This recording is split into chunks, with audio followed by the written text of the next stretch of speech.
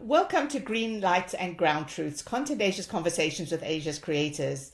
The podcast is our video interview layer on what we always do, which is focus on Asia's content industry. And this time we're looking at leading screen creators, which is directors, producers, writers, and actors across TV, film, and of course streaming. My guest today is Lina Tan, the founder and power behind Malaysian production house Red Communications, which is producing Malaysia's first Malay-language horror title, Khadam. The story follows a woman who, after the death of her mother, reluctantly inherits her family's saka, I hope I'm pronouncing it right, which is a spiritual inheritance with dark and mystical undertones. As the saka tightens its grip on her life, she races against time to protect her young daughter from her violent destiny, and the daughter's going to be the next mistress of this dark legacy. The film uses the genre to ask quite an uncomfortable question, which is, who are women really a slave to then, which is the 1950s, and now? Hi, Lina. Thanks for doing this. I'd like to kick off with just some insight into what Khadam means and what drew you and Redcom to the project. Right. Thanks. Well, actually, the script was originally written in 2018. And the writer, who I've worked previously before on two films, Songlap and Kami, she sent it to me, and I think she wrote it at a time when she was kind of in a dark space in her life. And so when she sent the script to me, I read it overnight. The next morning I called her and said, yes, I want the script. I'm doing it. I'm optioning the rights. I haven't got a funder yet then, but I just loved it. I could immediately relate to what she was writing about. And so I took it and we pitched it. It was in 2019. I started pitching the story. At that time, it was called saka, which actually, for Malaysians, most of the Malay community will know what it means, because saka is kind of a terminology for, it's like a ghost helper. It's like a ghost. They call it a ghost. So it's a kind of a legacy word that is used in the Malay culture. And well, we pitched it to a funder who immediately greenlit it. And then as we were going into pre-production in January, February, March came along and we were hit by COVID and it was a shutdown in 2020. I never kickstarted the project until last year. Yeah, and actually it was, interestingly enough, the people who approached me was Komet, who initially had been the owners of Komet had been in the earlier pitch and had since, in that space of time of 6 years, they had actually, Izam Omar, Dato' Izam, had actually moved on. He had gone to Disney and then left and had opened up his own company in that space of 6 years. So he and his staff, Ayu, his colleague, they remembered the project very well. They had read the script, they loved it. They were going on their new, and they were starting their own production, and we were one of the first earlier persons they contacted, and they asked me, say, hey, is your script still available? And I said, yes, of course, I still have the option rights and I still own it, and yes, we'd love to collaborate. So that's how we got working on it. And then you since, so the original funder, then Komet, and then you since brought in two other partners. And this to me was quite unusual because one from Hong Kong, so that's a kind of new alliance, and one from India. So that truly talks about regional collaborations and what I think is a new era. Talk to me about the funding and the backing, and was this a surprise to you? Okay, well, I think what I'm really excited, I mean, this is, so Komet, headed by Dato' Izam, when he came to me and we were discussing about the funding model, he says Komet would like to invest. We will do some investment, but he says he will bring in other investors too. So by then he had actually he had his idea and his vision of going regional. He was already investing in films in Indonesia and Malaysia, and for production this was the first in Malaysia. But he has already been in talks with other companies around Asia. So I think he put the funding model together, which is a very interesting way of funding films. And to me, it gives me an opportunity to work in a new way working with Izam, who have worked before, and creatively we've always on the same track. And it really opens up a whole fresh perspective of how I can fund my films moving forward and the flexibility of it. Because bringing in investors from other countries, they look at it, number one, it's a genre film. Horror, it's a genre that is well loved across every Asian country. you know, every country has their own horror. And I think being a horror genre helps very much. And I think we also had an Indonesian factor in there.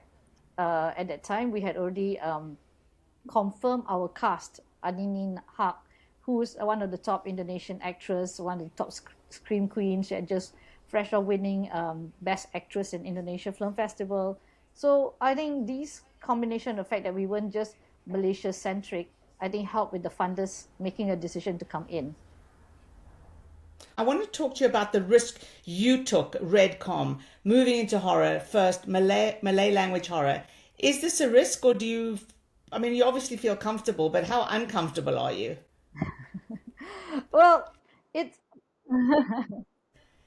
yeah. Well, Redcom, we're already known for our rom-com. I mean, we've made, I think, 6 films. We're also very well known for our female-centric films or TV shows, women and children. So for me, the genre justifies the story that we want to tell, because I think, I mean, horror genre is it's a popular genre, as I mentioned. And I think because for me, Malay language is not an issue, because we always do Malay language, BM language, and for Malaysia. The horror, the genre was a discussion I had internally, and it was a necessary evil because of the story that we wanted to portray. And it actually made sense, because the story really is about the responsibilities, the sacrifices, the sometimes the horrors that women face, whether it comes from daily walk in the streets, from their abusive husbands or your children who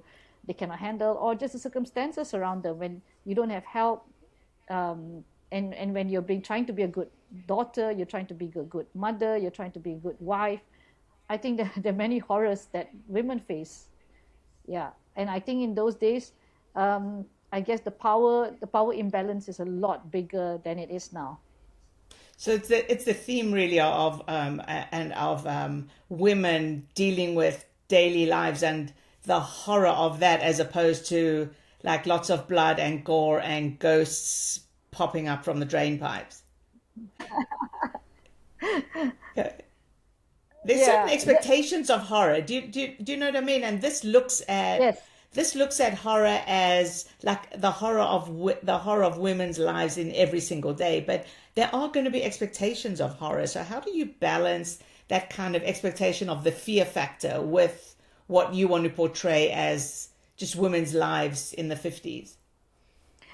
Yeah, so interesting, because we discussed it a lot. The script went through a little bit of a rewrite towards the end, and for me, the horror is, we know the mass audience loves horror, so we there is plenty of there is a lot of gore, there's a lot of scares, there is a couple of jump scares in there that literally makes you jump out of your skin. There definitely is, and there's a huge I won't reveal too much, but towards the tension at the end, the tension in the very beginning. So, and there's a kind of underlying spookiness throughout the film, because we set it anyway in a Malay village. It's isolated from the rest of the world. It's by the river. There's a cave. There's there are elements that makes you go like things that go bump in the night. Yes, there are all that elements in there. But in the underlying theme of it, it's about a woman who's trying to deal with all these things, and including a real life horror that she's inherited from her family. And trying to protect her children and her daughter as well from this legacy. Yeah, I Yes. think it's I mean, we're watching it, and everyone we're currently at the moment now we're in edit, but we sort of screened it to a couple of people, and the team really comes across very strongly, and I think everybody really likes also the horror element of the tension of how we've managed to put the underlying tension of horror, the danger underlying throughout the whole entire movie. Do you have a release date? Not yet. We're hoping to be. It'll definitely be this year, 2026, and we'll probably look at middle of the year. Right now, interestingly, we're not fighting against Hollywood. Interesting, the Malaysian film market has, in the last 1 year, the local films have outperformed Hollywood, and yeah, so that's a quite an interesting change. That it's quite good, quite nice for the locals. They as long as your movie is good, it looks visually fantastic, it has a great storyline, it appeals. I mean, the genre appeals to the audience. It's a lot of the local films have been outperforming Hollywood shows. In fact, animation is doing really well right now. We have never before, two big Yep. blockbuster animation movies, both crossing the 50 million mark, unheard of, beating Zootopia 2, so that's big. Well, why do you think this has happened now? Mm, well, firstly, I think the Malaysian, a lot of the movies are starting to get much better in terms of production quality, in terms of I think the investment that's going into some of these movies are quite significant, and therefore it's looking a lot nicer. The production values, the storytelling is a lot more relevant. I think a lot like what's really popular right now in Malaysia is definitely action genre. So they love action genre. So I think anything that you throw out there that has a lot of action, that keeps the audience on the edge of the seat, that they love it. And the local relevance for them, it's nice. They love to see the local relevance. I mean, how are you maximizing this, I guess, new awareness or new dawn for Malaysian movies? Are you looking at more genre movies? Are you looking at other kinds of movies? You are very, as you said, you're really well known for rom-com. Do you see more of that in your future? Well, after COVID hit and everybody kind of, I mean, we took a long time everybody, the whole industry took some time to recover. And for us, we are, I mean, making a movie, it's a big investment for us. And this has been a first after this 5 years hiatus, actually, no, 6 years hiatus of trying to get a sense of what the audience want and where the audience is going. And for me, I've always looked at a piece of content to say that is this interesting for me? Will this be interesting to the audience? Is it relevant to the audience? So it ticked all the boxes. Khadam ticked all the boxes. It's and so that's why I feel it's a good timing for us when there's an uptick in terms of the viewership in Malaysia. So the downside is, of course, there's also a lot of horror flooding the market right now with Indonesian horror and Malaysian horror. Some do really well, some do really badly. So, again, doing the movies, it's like anybody's game. But I think for us, we are convinced and we know ourselves that we have a strong movie. And now next is just the marketing, I guess. Is there anything about the movie that's possibly never been done before that pushes the envelope? I think for a Malaysian film, I think it'll be a first time where we're doing a horror in terms of the setting. It's set in 1950s. It's a very subtle hint of the setting, which is Malaysia in its independence. So it's 1957 we set it, but very subtle, giving the hint of where things are changing for the country. People are starting to go to the towns. People are coming out of their village and going to the towns. There's a bit of a energized spirit of people, like a sense of optimism and hope. So I think this genre, in this time that we fix it, it's very important, very crucial to the messaging of the film also. It's never been done. And I think the other challenge is, of course, what's now been done is that we have very few casts, but very strong casts. We have 5 very strong casts in the film, 5 characters, and these characters are throughout the movie. And the other one is led by a very strong Indonesian lead. Who the rest are Malaysian leads, and they're all fantastic, from the child actors to the adult actors. I think for a Malaysian film, it is kind of the first where it's really emphasizes on the storytelling and the drama. and the characters. It's set in also a village, and also using characters that are isolated from everywhere else. They live in a village, but it's a very, very isolated village. They don't live next to neighbors, and they don't have very much neighbors. So it all adds to the isolation of the woman, being on her own, not having any help, having to raise her kids all by herself, having to take care of a mother who's ill. So all these adds to the horror of it. To me, that as a Malaysian film, I think exploring that part of it is kind of new. How do you see the future unfolding?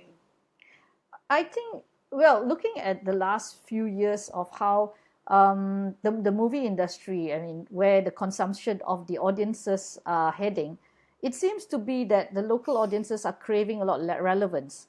There's definitely an upsurge in terms of viewership in Asian content, Southeast Asian content. Definitely around this region, we are consuming much more Indonesian, even Thailand, even definitely Korean has always been there. China, definitely. And it's outperforming actually your usual Hollywood genre films.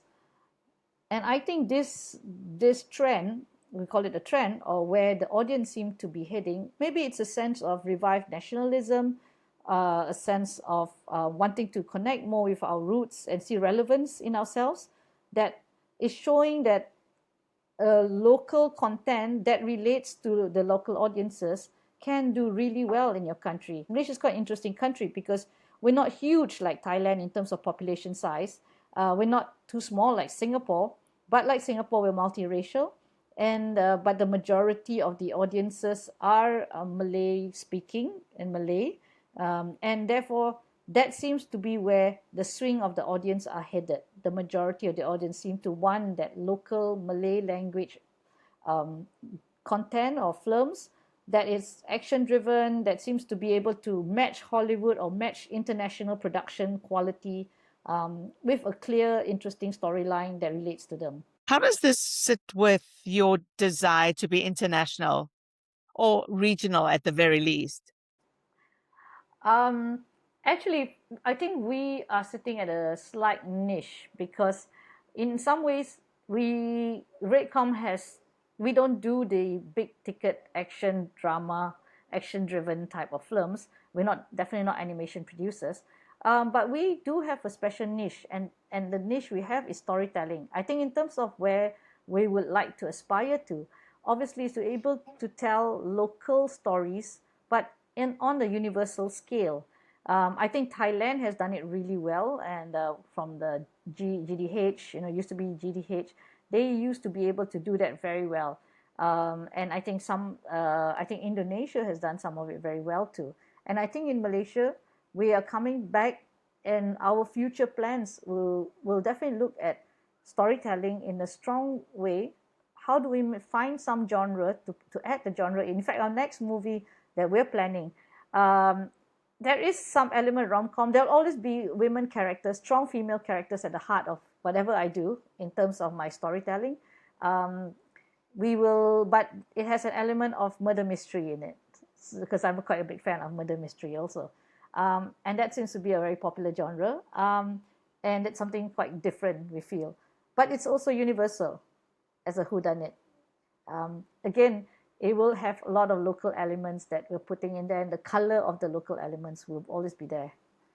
Yeah, and I think, to me, as long as your story is universal, people can relate to it, you can be as local as you want to be. I don't think we need to aspire to be something we're not, because we're definitely not Americans or and we know what we have here and what's unique here. But the emotions and the feel and the issues are all very universal, I think. Did you have to sacrifice anything you thought was too local that might not work regionally? Frankly, no.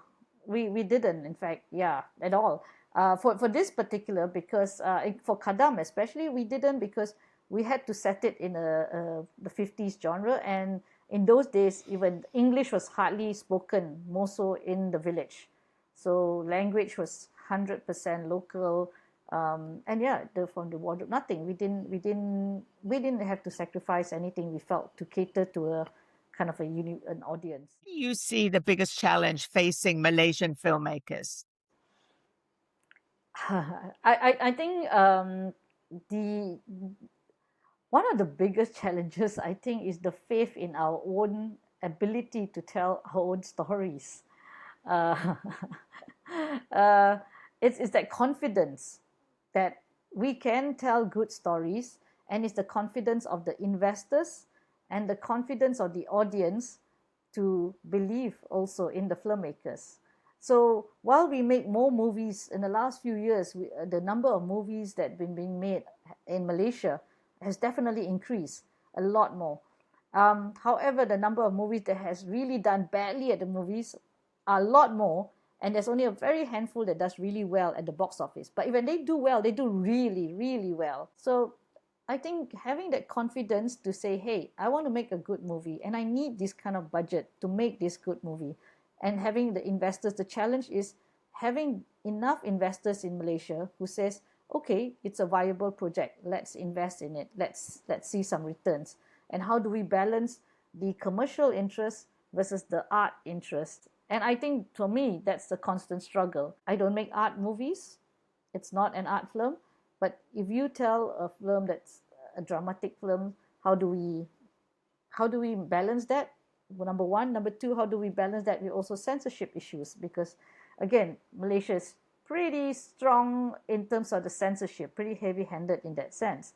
And I think all the filmmakers in Malaysia, I think that's their number two biggest challenge, is when they make a storyline, how's that going to sit well with the censorship board?